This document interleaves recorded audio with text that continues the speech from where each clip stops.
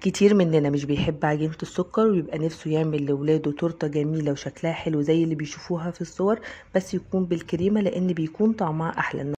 النهاردة هنعمل تورتاية بشكل أميرات ديزني بشكل سهل جدا وبسيط جدا وبدون تكاليف كتير ولا إمكانيات معقدة، وهنتعلم ازاي نعمل تورتاية بسبونج الفانيليا والشوكولاتة في صينية واحدة بدون ما يكون عندنا صينية مخصصة لكل الكلام ده. بس قبل ما نبتدي الفيديو، لو أول مرة تشوفوني وتتابعوني، أنا اسمي بسنت، هستناكم تشتركوا في القناة وتعملوا متابعة على صفحتي على الفيسبوك، ولو عجبكم الفيديو ياريت تعملوا لايك وشير، ويلا بينا نبتدي الفيديو. اول حاجه هنجهزها الاسبونج بتاعنا. معانا 8 بيضات، يعني يكون حجمهم متوسط كده او حجمهم كبير. وهنبتدي الاسبونج بان احنا لازم نفصل البياض عن الصفار، خطوه مهمه جدا جدا لنجاح الاسبونج بتاعنا. يعني انا جربت بصراحه طرق كتير جدا جدا، بس اظبط طريقه هي اللي بنفصل فيها البياض عن الصفار. هنضيف بقى لكل واحد فيهم كوبايه الا ربع من السكر في البياض وكوبايه الا ربع من السكر في الصفار، ومعلقه صغيره من الفانيليا هنا ومعلقه صغيره من الفانيليا هنا ونص معلقه خل هنا ونص معلقه خل هنا. ونبتدي بقى نضرب كل واحد فيهم لوحده. هبتدي الاول بضرب بياض البيض، هحطه في الستاند ميكسر بتاعي او بمضرب البيض بتاعي. هبتدي ان انا اخفقه بشكل جامد جدا جدا لغايه ما يبقى قوام بياض البيض بتاعنا زي الكريم شانتيه كده، نيجي نحركه يمين وشمال ما ينزلش مننا. هنزل بقى في نفس البولة بتاعتي الصفار بتاعي بالسكر بالفانيليا بالخل، وبرضو هبتدي اخفقه كويس جدا جدا لغاية ما يبقى قوام الصفار بتاعنا لونه ابيض فاتح والسكر يكون دايب. اهم حاجة ان احنا نركز ان السكر يكون دايب قوي، لانه لو ما دابش كويس هنلاقي كده الكيكة بتاعتنا فيها نقط غامقة، وده بيبقى سببه ان احنا ما خفقناش السكر كويس. انا بقى جاهز عندي البياض وجاهز عندي الصفار. هبتدي انزل الصفار بتاعي على البياض وبالسباتيولا كده في اتجاه واحد وبالراحه جدا جدا من تحت لفوق. انا طبعا مسرعه الفيديو، بس لازم يكون ايدينا بالراحه علشان البياض بتاعنا ما يهبطش. الاسبونج يا جماعه بيبقى حساس جدا جدا، فبيحتاج تعامل بحساسيه. هنضيف عليهم بقى نص كوبايه من الزيت وهننزلهم شويه بشويه مع استمرار تقليب بالسباتيولا من تحت لفوق وفي اتجاه واحد، ما نغيرش الاتجاه علشان الاسبونج بتاعنا ما يهبطش. هبتدي بقى اقسم الكميه اللي انا عملتها دي لجزئين عشان نعمل خليط او كيكه الفانيليا وكيكه الشوكولاته. هجيب بقى المنخول، هضيف للجزء الاولاني او للنص الاولاني كوبايه من الدقيق متعدد استعمالات او دقيق كيك، عليهم نص معلقه كبيره من البيكنج باودر من المعلقه المعياريه. وهبتدي ان انا اقلب بالراحه كويس جدا في اتجاه واحد ومن تحت لفوق لغايه ما الدقيق بتاعنا كله يختفي. ضروري جدا ان انا اقلب كويس جدا جدا عشان ما الاقيش كور دقيق جوه الكيك. هجيب بقى النص التاني من بياض وصفار البيض اللي احنا خلطناهم، وبرضه هحط عليهم كوبايه الا ربع من الدقيق على ربع كوبايه من الكاكاو الخام الاسباني، عليهم نص معلقه كبيره من البيكنج باودر من المعلقه المعياريه. بس طبعا في المره بتاعه الكاكاو دي هبتدي انخل الدقيق بالكاكاو شويه بشويه، لان طبيعه الكاكاو بيبقى اتقل شويه من الدقيق وبيبقى يعني فيه كور كده. فانا حابه ان هو يعني انزله بالراحه واقلبه في اتجاه واحد بالراحه كده من تحت لفوق، علشان الكيك بتاعنا بتاع الكاكاو سريع انه يهبط. يعني هو بيبقى حساس شوية عن كيكة الفانيليا. هجيب بقى صينية مقاس 28 هبطنها كويس جدا بورق الزبدة، وهبتدي بقى اجيب كرتونة تكون عرضها بعرض الصينية بتاعتي، وهجيب بقى ورقة زبدة هلف بيها الكرتونة دي والزقها كده بحتة من عجينة الكيك علشان تلزق كويس يعني الورقة ما تفكش مننا في الفرن. هحط بقى الكرتونة دي في النص. طبعا احنا بنقص الكرتونة مقاس عرض الصينية بالظبط علشان تقسم لي الصينية زي ما احنا شايفين. هبتدي بقى انزل في النص الاولاني كيكة الفانيليا والنص التاني كيكة الشوكولاتة، واهم حاجة يكونوا الاتنين جاهزين معايا علشان ما ينفعش نجهز عجينة فيهم ونركنها. هحط بقى الكيكة بتاعتي على درجة حرارة متوسطة على شبكة البوتاجاز كده، هتاخد حوالي 45 دقيقة معايا في الفرن.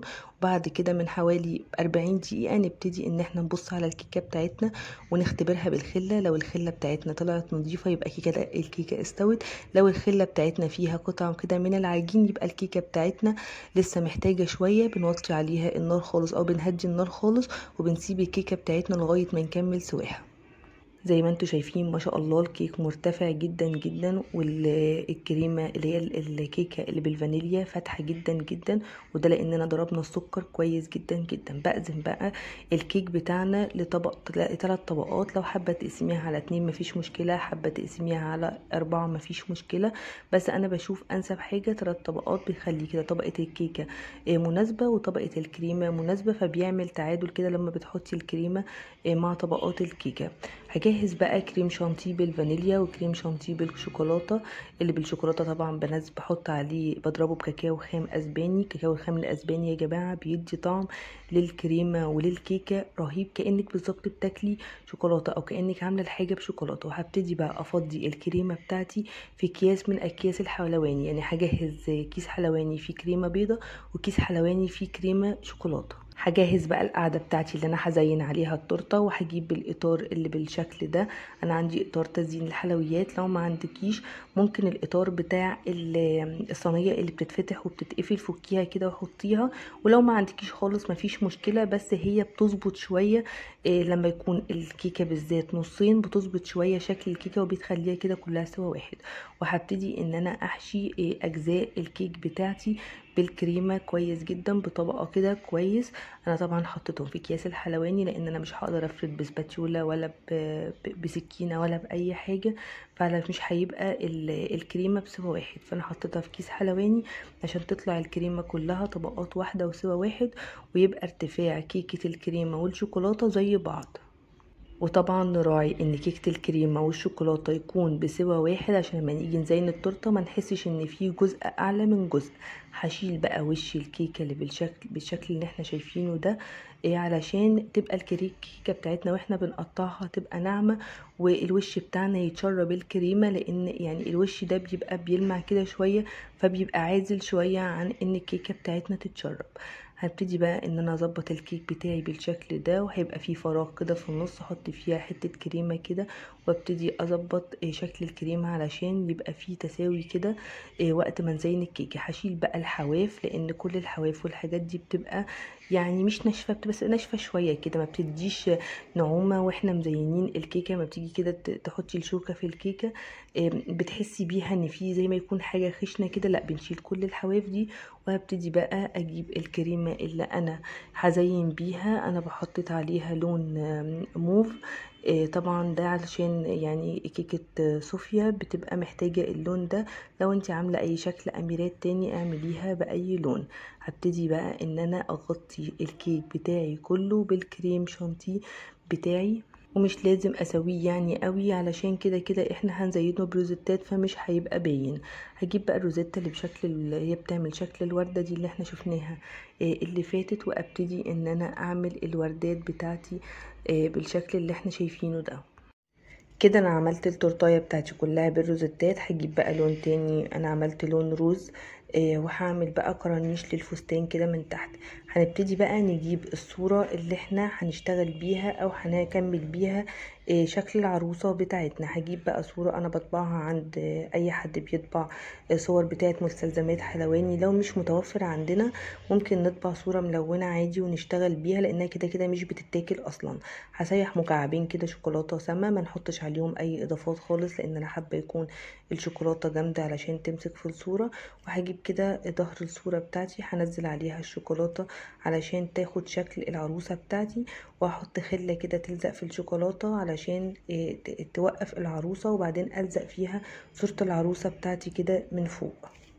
اهم حاجة نحط الشوكولاتة في التلاجة علشان لو الجو حر ما تسحش مننا. هجيب بقى التورتايه بتاعتي وهبتدي انزل بقى احط فيها الصورة كده في النص، وهجيب اي سبرينكل كده الكور ده بلون ابيض عشان نعمل استراس كده نحطه في فستان العروسة زي اللي احنا بنشوفه في الصورة بالظبط.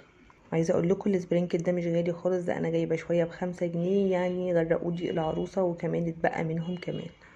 وبكده نكون خلصنا التورتايه الجميله بتاعتنا. اتمنى تكون الفكره البسيطه تكون عجبتكم وتكون فعلا بسيطه وتساعدكم ان انتوا تفرحوا اولادكم في اعياد ميلادهم. واللي عنده افكار تانية واللي حابب نعمل افكار تانية ياريت تشاركوني في تعليقاتكم. ولو اتمنى نكون الفيديو عجبكم، ولو عجبكم الفيديو ياريت تعملوا لايك وشير. اقابلكم الفيديو الجاي بوصفه جديده ان شاء الله.